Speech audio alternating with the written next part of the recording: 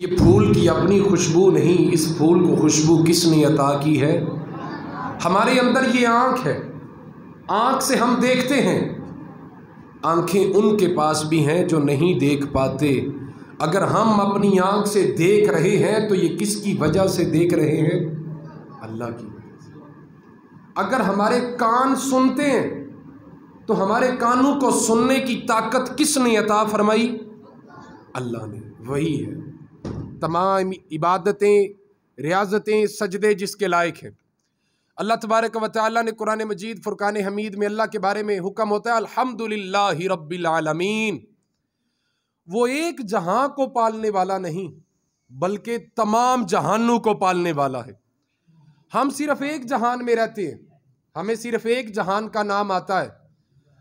اگر ہم غور کریں، دھیان کریں تو ہمیں ان جہانوں کا پتہ ہی نہیں ہے جن جہانوں کی ربوبیت خدا فرما رہا ہے۔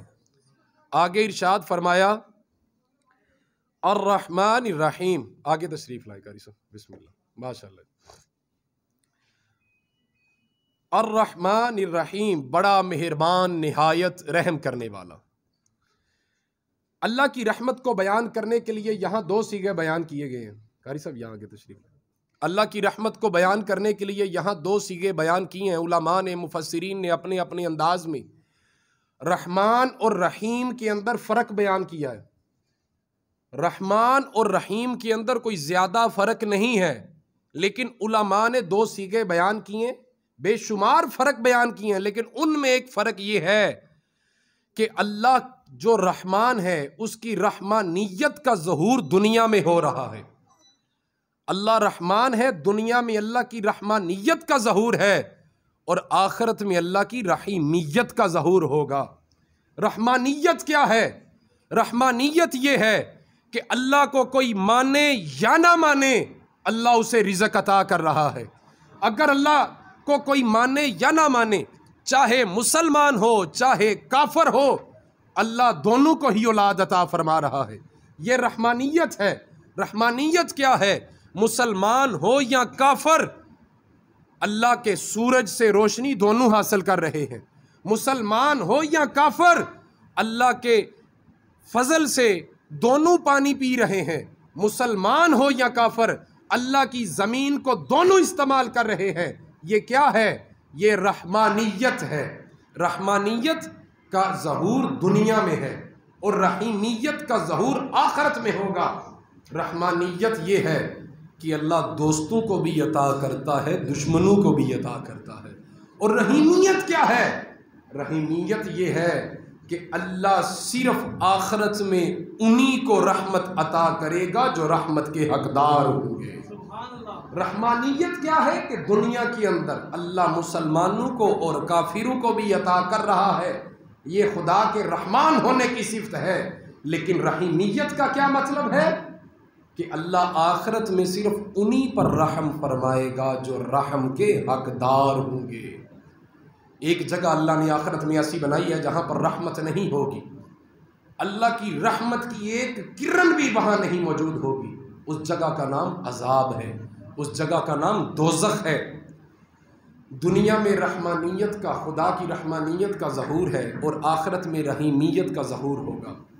ہم نے دیکھنا ہے، قدم اٹھانے سے پہلے سوچنا ہے کہ آج تو ہم اللہ کی رحمانیت سے فائدہ اٹھا رہے ہیں، کیا کل بروز محشر اللہ کی رحیمیت سے بھی فائدہ حاصل کر سکیں گے کہ نہیں؟ کیا ہم اللہ کو آخرت میں بھی راضی کر سکیں گے کہ نہیں؟ کیا ہم اللہ کو راضی کر کے جنت میں جگہ حاصل کر پائیں گے کہ نہیں؟ تو اس کے لیے مفسرین نے بہت سارے طریقے بیان کیے۔ انہوں نے کہا یہ طریقہ کر لو، اللہ کا رحم آخرت میں نصیب ہو جائے گا۔ یہ طریقہ اپنا لو، اللہ کا رحم آخرت میں نصیب ہو جائے گا۔ اور آخرت کے بارے میں قرآن نے کھلے لفظوں میں ارشاد فرمایا لا یستوی اصحاب النار و اصحاب الجنہ، جہنم والے اور جنت والے دونوں برابر نہیں ہیں۔ وَأَصْحَابُ الْجَنَّةِ هُمُ الْفَائِزُونَ، بے شک کامیاب وہی ہیں جو جنت والے۔ اب ہم نے جنت میں کس طرح جانا ہے؟ وہ کون سے اعمال ہیں، وہ کون سے طریقے ہیں جن سے ہم اللہ کو راضی کر سکتے؟ اب دیکھیں نا، ابھی ہمارے پاس وقت ہے، اختیار ہے۔ مفسرین نے موت کے بارے میں ارشاد فرمایا کہ موت کا ایک مطلب یہ بھی ہے کہ انسان کے پاس اختیار ختم ہو جاتا ہے، وہ کچھ بھی نہیں کر سکتا، وہ مردہ ہو جاتا ہے، وہ ہاتھ پاؤں آنکھ کچھ بھی حرکت نہیں کر سکتا، کیونکہ اس سے اختیار لے لیا گیا۔ اب اللہ نے موت سے پہلے بندے کو اختیار دیا ہے، وہ چاہے حلال کرے یا چاہے حرام کرے۔ آخرت میں حساب ہوگا کہ بتاؤ ہم نے جو تمہیں اختیار دیا تھا تم نے اس اختیار کو کہاں استعمال کیا۔ آخرت میں حساب ہوگا۔ آج اللہ نے ہمیں اختیار دیا کہ ہم اللہ کی حمد کر کے، اللہ کی عبادت کر کے، اللہ کی خوشنودی کے لیے، اللہ کی رضا کے لیے کوئی ایسا عمل کریں جو کل کو جہنم میں جانے کے لیے ہمارے لیے رکاوٹ بنے۔ ہمارے اعمال میں نیکیاں ختم ہو گئی، گناہ ہے، فرشتے دوزخ میں لے کر جانے لگے ہیں، اچانک سے ایک عمل کھڑا ہوتا ہے، وہ کہتا ہے فرشتوں رک جاؤ، فرشتوں رک جاؤ، میں اس کا وہ عمل ہوں جو اس نے صرف اللہ کی رضا کے لیے کیا تھا، اسے دوزخیوں میں کھڑا نہ کرو بلکہ جنتیوں کی صف میں جگہ دے دو۔ اللہ اس کی گواہی کو قبول فرمائے گا۔ امام طبرانی نے اس حدیث کو نقل کیا کہ حضور صلی اللہ علیہ وآلہ وسلم نے ارشاد فرمایا، جو بندہ خوش دلی سے اللہ کی رضا حاصل کرنے کے لیے ثواب نیت سے قربانی کا جانور ذبح کرے گا، کل بروز محشر یہ جانور اسے دوزخ میں جانے سے بچا لے گا۔ یعنی کہ قربانی کا جانور ذبح کرنا کتنا شاندار عمل ہے کہ آپ کے نامہ اعمال میں کھاتے میں نیکیاں کم ہو گئی، فرشتے دوزخ میں لے کر جانے لگے ہیں، اچانک حکم ہوتا ہے، وہ عمل اٹھ کے کھڑا ہوتا ہے اور اللہ کی اجازت سے عرض کرتا ہے، یا اللہ اس نے مجھے صرف اس لیے ادا کیا تھا کہ تو راضی ہو جائے، تجھے خوش کرنے کے لیے، تیری خوشنودی کے لیے، تیری رضا کے لیے اس نے یہ عمل کیا تھا، اللہ اسے دوزخ میں نہ بھیج، اسے جنت میں جگہ عطا فرما۔ اس لیے میرے آقا کریم صلی اللہ علیہ وآلہ وسلم نے دو چیزیں ارشاد فرمائی، ایک خوش دلی اور دوسری اللہ کی رضا۔ یہ دونوں چیزیں کسی بھی عمل کے اندر بہت ضروری ہیں، خوش دلی بھی اور اللہ کی رضا بھی۔ جب بندہ جانور ذبح کرنے کے لیے، قربانی کا جانور لینے کے لیے مارکیٹ میں جاتا ہے تو وہ سوچ رہا ہوتا ہے 40-50 لاکھ 2 لاکھ کا جانور ہے، اگر میں جانور لے لوں گا تو میرے پاس تو پیسے ختم ہو جائیں گے۔ ظاہراً اسے نقصان نظر آ رہا ہوتا ہے، اسے یہ نظر آ رہا ہوتا ہے کہ صرف چھری پھیرنی ہے، گوشت بانٹ دینا ہے، میرا تو اتنی دیر کا سرمایہ 2 لاکھ روپیہ چلا جائے گا۔ ایسے نہیں سوچنا چاہیے، یہ خرچ نہیں ہوتا، ضائع نہیں ہوتا، بلکہ آپ ادھر اپنے جانور پر چھری پھیرتے ہیں، ادھر یہ اللہ کی بارگاہ میں محفوظ ہو جاتا ہے، جمع ہو جاتا ہے۔ چھوٹی سی مثال دے کے عرض کرتا ہوں، آپ میں سے کچھ لوگ ہوں گے ایسے جنہوں نے باہر دنیا کا سفر کیا ہوگا۔ جب بندہ ایئرپورٹ پہ جاتا ہے تو سامان لگیج جو اس کے پاس ہوتا ہے تو ایئرپورٹ والا عملہ کہتا ہے کہ آپ 7 یا 8 کلو کا سامان اپنے ہاتھ میں پکڑ سکتے ہیں، باقی سامان آپ کو پیک کروانا پڑے گا، آپ کو بک کروانا پڑے گا۔ وہ سامان بک ہوگا، جب آپ منزل پر پہنچ جائیں گے ہم آپ کو وہ سامان آپ کا واپس کر دیں گے۔ ایسا ہی ہوتا ہے، یہ قانون ہے۔ وہاں پر اگر کوئی بندہ یہ ضد لگا لے کہ میں نے یہ سامان ساتھ لے کر ہی جانا ہے تو وہ نہیں مانتے، وہ کہتے ہیں یہ سسٹم کے خلاف ہے۔ 8 کلو کا سامان آپ اپنے ساتھ لے کر جا سکتے ہیں، جو بڑا بیگ ہوگا وہ آپ کو بک کروانا پڑے گا۔ بندہ یقین کر لیتا ہے، بندہ بک کرواتا ہے، وہ رسید دیتے ہیں، ٹیگ لگ جاتا ہے، وہ رسید لے کے فلائٹ میں بیٹھ جاتا ہے۔ جب جہاز سے وہ اگلے ایئرپورٹ میں جا کے اترتا ہے، وہ رسید ہاتھ میں پکڑ کے کھڑا ہوتا ہے، جب اس کا بیگ سامنے آتا ہے تو وہ اپنا بیگ اٹھا لیتا ہے۔ تو ہوائی جہاز کا عملہ جب یوں کہے کہ آپ اپنا بیگ ہمیں دے دیں، اس کے اندر آپ کتنی قیمتی اشیاء ہوتی ہیں، اس کے باوجود آپ ان پر اعتبار کرتے ہیں۔ آپ کے دل میں کبھی یہ خیال تو نہیں آیا ہوگا کہ اگر میں نے اسے سامان دے دیا، پتہ نہیں اگلے ایئرپورٹ پر پہنچتے یہ سامان مجھے ملے یا نہ ملے، پتہ نہیں یہ مکر جائیں۔ نہیں، بندہ کہتا ہے کہ نہیں، یہ ایک سسٹم ہے، میں نے اسے اپنا سامان دیا ہے، مجھے منزل پر پہنچتے ہی یہ سامان واپس کر دیں گے۔ آج ہم ہوائی جہاز کے عملے والوں پر اتنا یقین کرتے ہیں کہ اپنا سامان، ضروری اشیاء کا سامان، ان پر اعتبار کر کے ایک رسید کے عوض ان کو تھما دیتے ہیں اور اعتبار کرتے ہیں کہ منزل پر پہنچ کر ہمیں یہ سامان واپس کر دیں گے، تو میرے عزیزوں میرا اللہ ارشاد فرماتا ہے کہ تم مجھے ایک ذرہ دو، میں اس ذرے کو 700 گنا بڑھا کر عطا کروں گا۔ آج ہم ایئرپورٹ والوں پر اتنا اعتبار کرتے ہیں کہ اپنا قیمتی سامان انہیں دے دیتے ہیں اور تسلی ہوتی ہے کہ منزل پر پہنچ کر مل جائے گا۔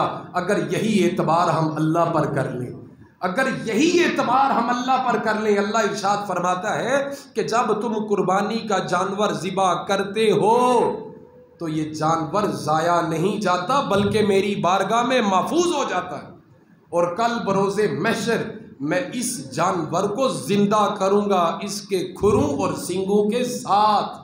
ظاہری طور پر ہم دیکھتے ہیں کہ خون بہہ گیا، گوشت بانٹ دیا، کھال کوئی لے گیا، سری کوئی لے گیا، پائے کوئی لے گیا، لیکن اللہ قرآن میں ارشاد فرماتا ہے کہ میں اس کو جمع کروں گا اور میں اس کو تمہارے لیے باعث بخشش کے طور پر جمع کروں گا۔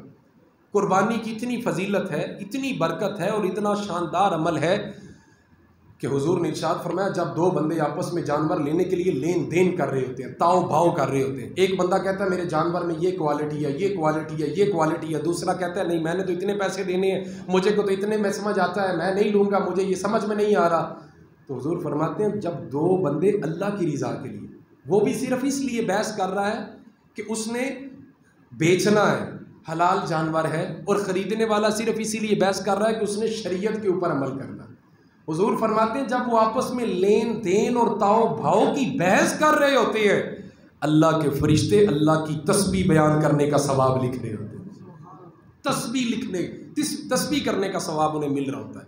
اور ایک حضور صلی اللہ علیہ وآلہ وسلم نے ایک جگہ پر ارشاد فرمایا کہ یہ جو جانور ہیں یہ کھروں اور سنگوں سمیت آئیں گے۔ دوسری جگہ پر ارشاد فرمایا کہ یہ جانور آپ کے لیے دوزخ میں جانے سے رکاوٹ کے لیے کھڑے ہو جائیں گے اللہ کی بارگاہ اور عرض کریں گے یا اللہ اس نے تیری رضا کے لیے مجھے ذبح کیا تھا، تجھے خوش کرنے کے لیے۔ اور دوسرا آگے حضور نے ارشاد فرمایا کہ قربانی کا جانور جب ذبح کیا جاتا ہے اس کے جسم پہ جتنے بال ہوتے ہیں اللہ ہر بال کے بدلے میں نیکی عطا فرماتا ہے۔ آخرت میں کس چیز کی قلت ہوگی؟ نیکیوں کی قلت ہوگی۔ آخرت میں کون سا سکہ چلے گا؟ حشر کے میدان میں کون سا سکہ چلے گا؟ نیکیوں کا سکہ چلے گا۔ اور حضور نے ارشاد فرمایا آپ کے قربانی کے جانور کے ہر بال کے عوض اللہ نیکی عطا فرماتا ہے۔ صحابہ نے عرض کی حضور دمبا جو ہے، دمبا اس کے اوپر اون ہوتی ہے، بال تو بہت زیادہ ہوتے ہیں، اون بھی ہوتی ہے، تو حضور نے ارشاد فرمایا اس کے بالوں کے برابر بھی اللہ نیکیاں ہی عطا فرماتا ہے۔ اور آگے ارشاد فرمایا یہ جو دمبا اور جانور جو بھی قربانی کا جانور ہوتا ہے، حضور نے ارشاد فرمایا کہ یہ کھروں اور سنگوں سمیت آتے ہیں اللہ کی بارگاہ میں، اور اللہ آپ کے نامہ اعمال میں ان کا گوشت رکھے گا۔ وہ گوشت نہیں ہوگا ظاہراً، وہ بلکہ آپ کی خلوص نیت والی نیت ہوگی۔ وہ نیت اللہ اس ترازو میں رکھے گا۔ اللہ کو نہ خون پہنچتا ہے اور نہ ہی گوشت پہنچتا ہے، اللہ کو بندے کے دل کا تقویٰ پہنچتا ہے، پرہیزگاری پہنچتی ہے۔ تو حضور نے ارشاد فرمایا کہ یہ جو قربانی کا جانور ہے، اس کا جو گوشت ہے، اس کا جو وزن ہے، اور آپ نے جس خلوص کے ساتھ یہ قربانی کی ہے، یہ آپ کے نامہ اعمال بڑھانے کا سبب بنے گی، نیکیوں میں اضافے کا سبب بن جائے گی۔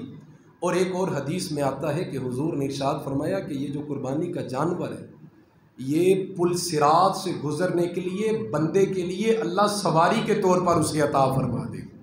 سواری کے طور پر پل صراط بڑا مشکل اور بڑا کٹھن اور بہت ہی کٹھن اور مشکل راستہ ہے جسے نہ بیان کیا جا سکتا ہے، نہ سوچا جا سکتا ہے، نہ تصور کیا جا سکتا ہے۔ سوئی کے نکے سے بھی تیز اور بال کی دھندائی سے بھی باریک ہے، اور آگ اور اس کی وہ جو تیزی ہے وہ ایک تیز دھار تلوار سے بھی زیادہ تیز ہے۔ اگر گناہ گار اس کے اوپر پاؤں رکھے گا تو وہ تو اس جو رسی اور دھاگا ہوگا نا اس سے ہی وہ کٹ کے نیچے گر جائے گا، لیکن جو نیک ہوں گے نا اللہ تعالیٰ ان کے قدموں کو محفوظ فرما دے گا، اللہ تعالیٰ ان کے لیے وسیلہ بنا دے گا۔ حضور نے تو یہاں تک بھی ارشاد فرمایا جو میرے ہوں گے میں ان کا ہاتھ پکڑ کے جنت پہ چھوڑ گیا ہوں گا، میں پل صراط انہیں کراس کرواؤں گا۔ اور ایک جگہ پر حضور نے فرمایا یہ جو قربانی کے جانور ہیں، حشر سے جنت کا سفر 500 کلومیٹر کا ہے، تو حضور فرماتے ہیں کہ اللہ جو بندہ سال پر زکوٰۃ دیتا ہے، اللہ اس زکوٰۃ کو زاد راہ کے طور پہ، جو بندہ کھانا پینا اناج اللہ کی راہ میں دیتا ہے وہ سارا اناج اللہ اس کو عطا کرے گا، اور جو جانور اس نے قربانی کا ذبح کیا ہوگا اللہ اس جانور کے ساتھ ساتھ اسے کھانے پینے کا سامان بھی وہی عطا کرے گا جو اس نے اللہ کی راہ میں دیا ہوگا، تاکہ وہ کھاتا جائے، سفر کرتا جائے اور جنت کی طرف چلتا جائے۔ تو میں نے 4 احادیث آپ کے سامنے بیان کی ہیں قیامت کے حوالے سے۔ ایک تو قربانی کا جانور رکاوٹ بنے گا، جہنم میں نہیں جانے دے گا، اور دوسری حدیث کہ قربانی کے جانور کے حل بال کے بدلے میں اللہ نیکی عطا فرمائے گا۔ تیسری چیز کہ یہ جانور کھروں اور سنگوں سمیت آئے گا اللہ کی بارگاہ میں اور نیکیاں بڑھانے کا سبب بن جائے گا۔ اور چوتھی حدیث حضور نے فرمایا یہ پل صراط سے بندے کو خوبصورتی کے ساتھ گزار کر لے جائے گا۔ ہو سکتا ہے بندہ لغزش کھائے، پاؤں پھسل جائے، لیکن حضور نے ارشاد فرمایا جس نے خلوص دل کے ساتھ، خوش دلی کے ساتھ اللہ کی رضا کے لیے، اللہ کی خوشنودی حاصل کرنے کے لیے قربانی کا جانور ذبح کیا ہوگا، اللہ تعالیٰ اس سواری کو پل صراط سے گزرنے کا ذریعہ بھی بنائے گا۔ اور آج اگر ہمیں حضور صلی اللہ علیہ وآلہ وسلم یہ طریقہ بتا رہے کہ یہ طریقہ ہے تم پل صراط سے اس طریقے سے گزر سکتے ہو، تو ہمیں وہ طریقہ اختیار کرنا چاہیے یا نہیں کرنا چاہیے؟ کرنا چاہیے۔ ہمیں اپنے سفر کا سامان اکٹھا کرنا چاہیے۔ یہ 4 حدیثیں، ان چاروں کا اگر مجموعہ کیا جائے تو نچوڑ یہی نکلتا ہے، خوش دلی اور اللہ کی رضا، اللہ کی رضا کے لیے، اللہ کو راضی کرنے کے لیے۔ طالب اللہ کی رضا، اللہ کی رضا کا طالب ہونا چاہیے، گوشت کا طالب نہیں ہونا چاہیے۔ گوشت آپ کا ہی ہے، آپ کو ہی ملے گا، لیکن نیت اللہ کی رضا ہونی چاہیے۔ حضور صلی اللہ علیہ وآلہ وسلم نے بڑی خوبصورتی کے ساتھ قربانی کے مسائل بیان فرمائے اور رغبت دلائی، ترغیب دلائی امت کو کہ قربانی کے جانور ذبح کیا کرو، ان سے محبت کرو، ان کو پالو، ان کی گردن پہ خود چھری پھیرو، ان کے ساتھ پیار کرو، ان کے لاڈ لڈاؤ، ان سے محبت کرو، تاکہ تمہاری محبت اللہ کی بارگاہ میں پیش کی جائے، تمہارا خلوص اللہ کی بارگاہ میں پیش کیا جائے۔ جہاں تک قربانی کے حوالے کی مسائل ہیں وہ بخوبی کافی لوگ واقف ہوں گے، لیکن ایک بات پھر میں عرض کر دوں، سورہ حج آیت نمبر 37 میں اللہ نے ارشاد فرمایا ہے کہ میرے تک نہ تمہارا گوشت پہنچتا ہے نہ ہی خون پہنچتا ہے، میرے تک پہنچتا ہے تو بندے کے دل کا تقویٰ پہنچتا ہے، پرہیزگاری پہنچتی ہے۔ صدقہ فطر جب ہم دیتے ہیں نا تو صدقہ فطر کی حد لیمٹ 4000 5000 تک جاتی ہے، 2000 3000 تک چلے جائیں، وہاں تک آپ کر لیں۔ صدقہ فطر اگر کسی سے پوچھیں کہ کتنا کسی نے دیا ہو تو میں پوچھوں نا کسی نے 3000 یا 4000 دیا ہوگا تو بندے زیادہ ہاتھ نہیں کھڑا کریں گے، اگر میں کسی سے پوچھوں کہ 400-500 کس نے دیا ہوگا تو میرے سمیت سارے کھڑا کر لیں گے۔ صدقہ فطر چونکہ نظر نہیں آتا اس لیے ہم وہ تھوڑا دے دیتے ہیں، اور قربانی کا جانور چونکہ نظر آتا ہے ہم وہ بڑا لے آتے ہیں۔ یہ دونوں کے اندر ریاکاری ہے، ہم نے وہاں پر کنجوسی کی، وہاں پر بھی اللہ کی رضا اور خوشنودی تھی، ہمیں وہاں پر بھی اسے بڑھا چڑھا کر دینا چاہیے تھا۔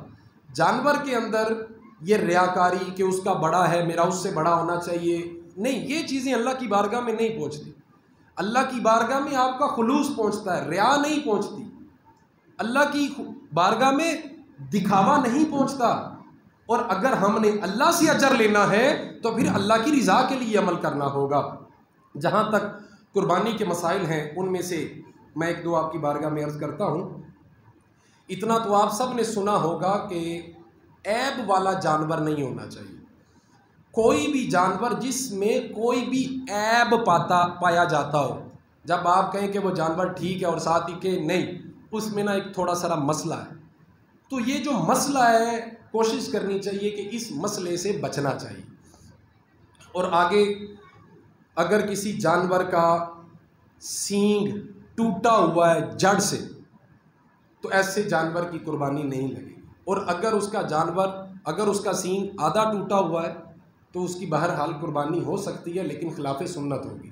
اور کئی بندے ایسے ہوتے ہیں جو ٹوٹے ہوئے سینگ کو گول کر دیتے ہیں، کیونکہ ان کو ایک طریقہ ہوتا ہے، انہوں نے جانور بیچنا ہوتا ہے، تو ایسے جانور کی قربانی ہو جائے گی، لیکن جو سینگ جڑ سے اکھڑا ہوا ہو، جڑ سے ٹوٹا ہو، ایسے جانور کی قربانی نہیں ہوگی۔ اور اللہ تعالیٰ نے کئی جانوروں کو سینگ عطا کیے ہیں اور کئیوں کو نہیں کیے، جن کو کیے ہیں ان کو ان کی حفاظت کے لیے عطا کیے ہیں۔ اور چونکہ سینگ جو ہے یہ بنیادی حصہ نہیں ہے، جو جس طرح کان بنیادی حصہ ہے، بنیاد جسم کا جز ہے، کان اگر تہائی حصہ کٹا ہوا ہو، یعنی کہ یہ 3 انچ کی ایک انگلی ہے، اگر 3 انچ میں 2 انچ بالکل ٹھیک ہے، 1 انچ خراب ہے تو یہ عیب ہوگا۔ یعنی کہ ایک کان کے اگر 3 حصے کیے جائیں تو تیسرا حصہ مکمل خراب ہے اور 2 حصے ٹھیک ہے تو یہ عیب مانا جائے گا۔ اور اگر تیسرے حصے میں تھوڑا سارا سوراخ ہے یا تیسرے حصے کے بالکل اینڈ پہ تھوڑی ساری کوئی چوٹ لگی ہوئی ہے تو وہ عیب نہیں گنا جائے گا۔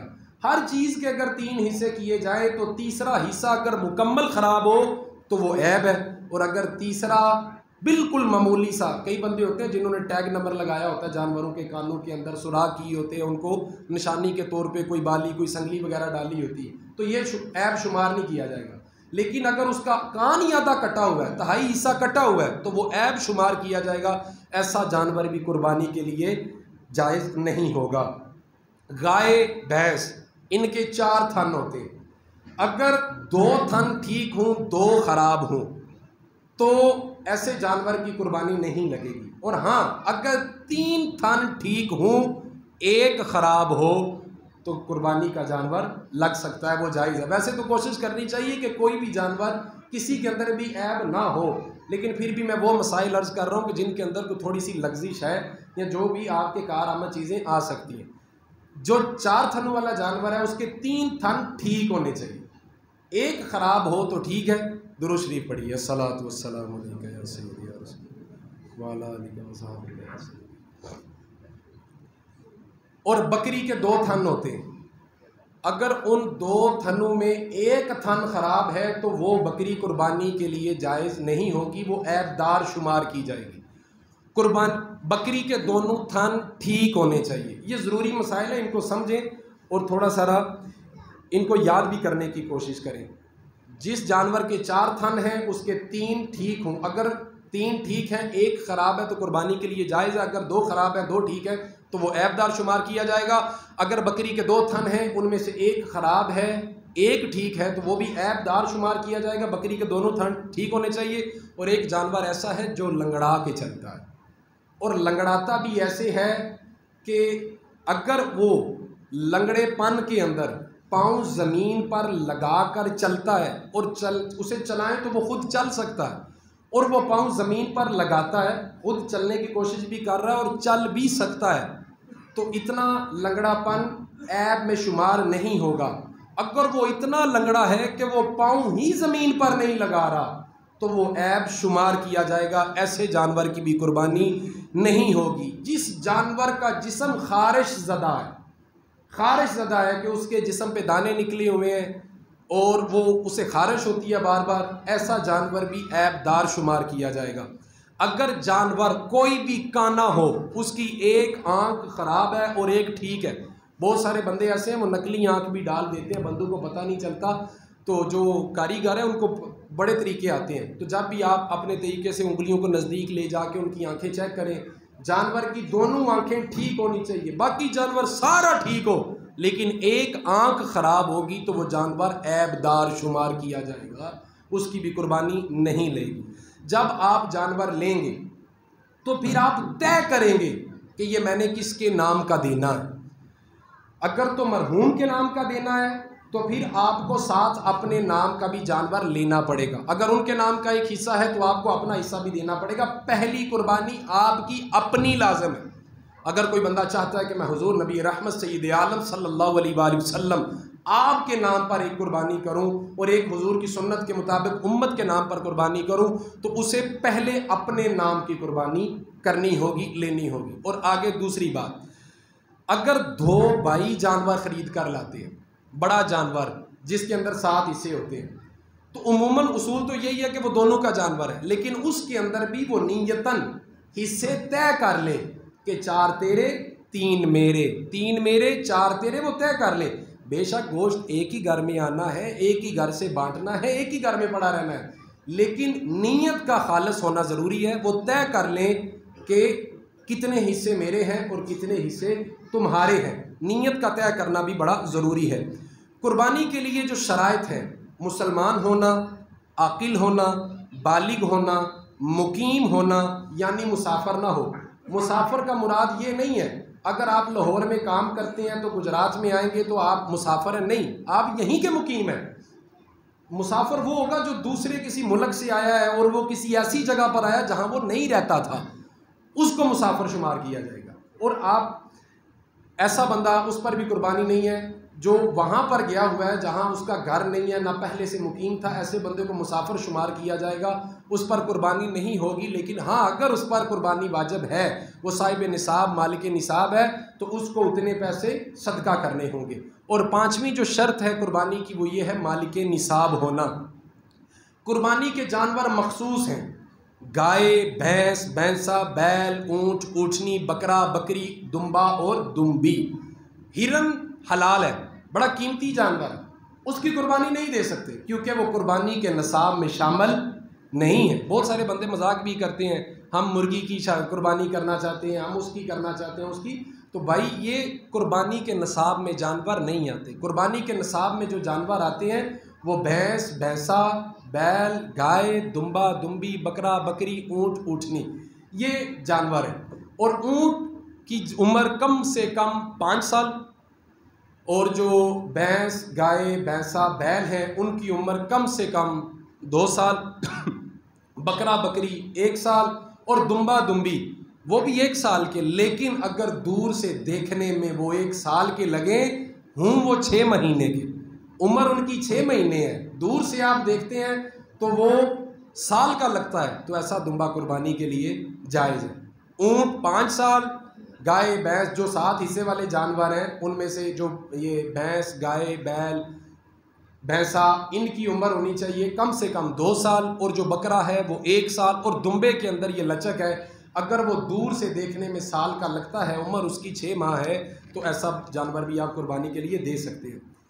اور ضروری جو بات ہے جسے یاد رکھنا چاہیے وہ صرف یہ ہے کہ جانور میں بھی عیب نہیں ہونا چاہیے، جانور میں کوئی عیب نہیں ہونا چاہیے، اور جن پیسوں سے آپ قربانی کر رہے ہیں ان پیسوں میں بھی عیب نہیں ہونا چاہیے، اور جس خلوص کے ساتھ آپ قربانی کر رہے ہیں، جس نیت سے آپ قربانی کر رہے ہیں، اس نیت کے اندر بھی عیب نہیں ہونا چاہیے، اور جس سے آپ جانور اپنا ذبح کروانا چاہتے ہیں۔ اور دوسری بات، اگر کوئی بندہ قربانی کے جانور میں حقیقے کا حصہ شامل کرنا چاہتا ہے تو وہ کر سکتا ہے۔ حقیقہ بھی اللہ کی رضا کے لیے، اگر کوئی بندہ کہتا ہے کہ یہ آپ کے 6 حصے ہو گئے ہیں، میں 1 حصہ یا 2 حصہ حقیقے کی نیت سے شامل کرنا چاہتا ہوں، تو آپ اس جانور میں حقیقے کا حصہ شامل کر سکتے ہیں۔ اور بڑے جو جانور ہیں ان میں 7 حصے ہیں، 8واں حصہ اگر شامل کیا گیا تو سب کی قربانی ضائع ہو جائے گی۔ جو چھوٹے جانور ہیں، بکرا، بکری، دمبا، دمبی، ان میں صرف 1 حصہ ہے، یعنی کہ اگر 2 بھائی یا 3 بھائی مل کے ایک جانور لے کر آتے ہیں تو انہیں منسوب کسی ایک کے ساتھ کرنا ہوگا، نیت کسی ایک کی طرف سے ہوگی، بے شک پیسے تینوں نے شامل کیے ہیں۔ اگر آپ بڑا جانور 7 حصوں والا لے کر آتے ہیں، پیسے 10 بندوں نے ڈالے ہیں، لیکن ایک بڑا جانور لے کر آئے، اس میں 7 حصے ہیں، تو 3 بندوں کو اپنا حصہ چھوڑنا پڑے گا۔ بے شک گوشت سری سب نے کھانا ہے، ایک ہی گھر میں جانا ہے، لیکن 7 بندوں کو منتخب کیا جائے گا کہ یہ 7 بندے ہیں۔ اور جو بھی امیر ہوتا ہے، جو قربانی کے لیے، اجتماعی قربانی کے لیے بندوں کو یہ جمع کرتے ہیں، پیسے اکٹھے کرتے ہیں، تو ان پر بڑا لازم ہے کہ وہ دھیان رکھیں کہ وہ کس کے پیسے شامل کر رہے ہیں۔ یہ بندہ حلال کماتا ہے، حرام کماتا ہے، رشوت کے پیسے ہیں، اگر کوئی اونچ نیچ ہوتی ہے، اور اگر کوئی بندہ اس نیت سے بڑے جانور میں حصہ ڈال دیتا ہے کہ میں صرف تکے کباب، گوشت اس کے لیے کر لوں گا، قربانی کے لیے تو میرے دوسرے جانور ہیں، تو اس کی وہ قربانی ضائع چلی جائے گی۔ بہرحال باقی 6 کی ہو جائے گی، لیکن اگر کسی ایک نے نیت کے اندر شک ڈال دیا، اللہ کی رضا اس کی نیت مقصود نہ ہوئی، تو باقیوں کی حصے کو بھی نقصان پہنچ سکتا ہے۔ علماء فرماتے ہیں کہ وہ سارا گوشت صدقہ کر دینا چاہیے، بہرحال قربانی ہو جاتی ہے، لیکن اس ایک بندے کا حصہ ضائع چلے جائے گا۔ اور آخری جو بات وہ یہ ہے کہ جس سے آپ نے اپنا جانور ذبح کروانا ہے آپ کو اس کے عقیدے کا پتہ ہونا چاہیے۔ ہمارے معاشرے میں بہت سارے ایسے لوگ ہیں جن کو اسلام کا پورا پتہ نہیں، پورا کیا تھوڑا بھی پتہ نہیں، اور بہت سارے ایسے لوگ بھی ہیں جو معاذ اللہ حضور صلی اللہ علیہ وآلہ وسلم کو آخری نبی نہیں مانتے۔ ایسے لوگوں سے اپنا جانور ذبح بے شک دیر سے کروا لیں، آرام سے کروا لیں، ٹھہر کے کروا لیں، لیکن عقیدے کا خیال رکھیں۔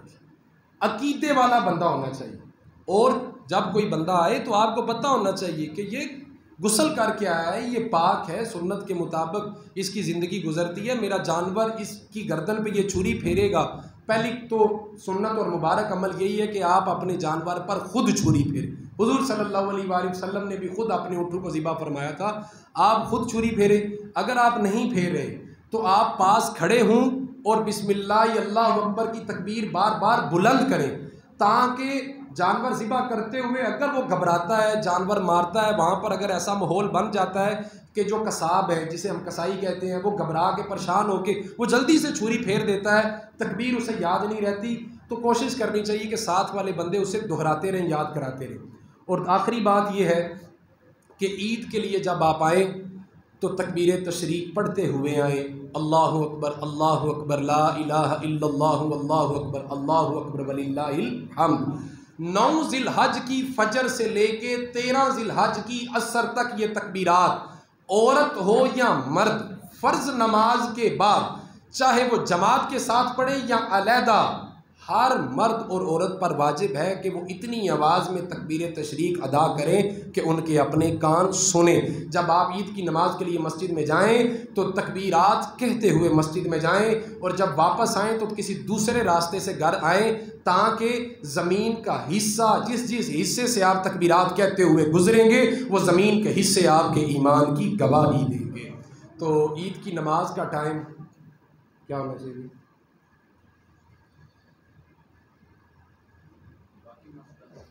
7، 7:15، 7۔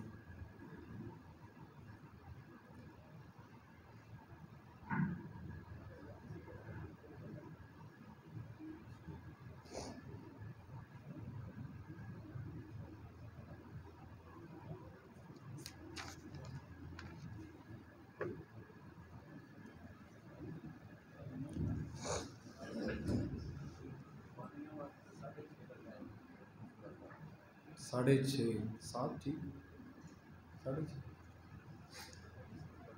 6:30 سرکار فرما رہے ہیں 6:30 ٹائم ٹھیک ہے قربان عید کی نماز کا۔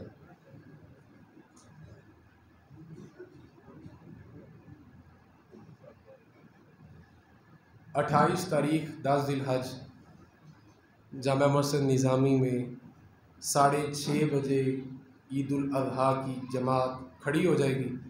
تمام حاضرین سے التماس ہے کہ وہ نماز میں ضرور شرکت کریں، اور ایک بات کا خیال رکھیں جو نماز میں شامل نہیں ہوتے ان کو پتہ ہونا چاہیے، وہ فجر کے بعد کسائی کی بکنگ لے کے نہیں بیٹھیں گے کہ فجر کی نماز کے فوراً بعد کسائی آ کے ان کی قربانی کر جائے، نہیں، سورج نکلنے کے بعد جب آپ کے پاس یہ شہادت موجود ہو کہ ہمارے قریب فلاں مسجد میں عید کی نماز ہو چکی ہے، اس کے بعد آپ اپنے جانور کو ذبح کریں گے۔ اس کے لیے نہیں ہوگا آپ کسائی کی شرطوں پر نہیں چلیں گے کہ کسائی کے پاس ٹائم ہے یا نہیں، آپ اسلام کی شرطوں پر چلیں گے، اس کے اصولوں پر چلیں گے۔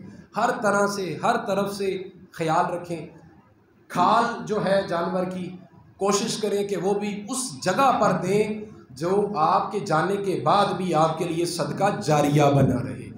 آس پاس کے غریب مسکین ان کا خیال رکھیں، تحفہ بانٹیں، کھانا پکا کے بیچ سکتے ہیں کھانا پکا کے بیچیں، گوشت کو خوبصورت صاف ستھرا کر کے دیا کریں، چربی وغیرہ نکال دیا کریں، اور جس کو دینا ہے تو خوبصورتی سے دیں۔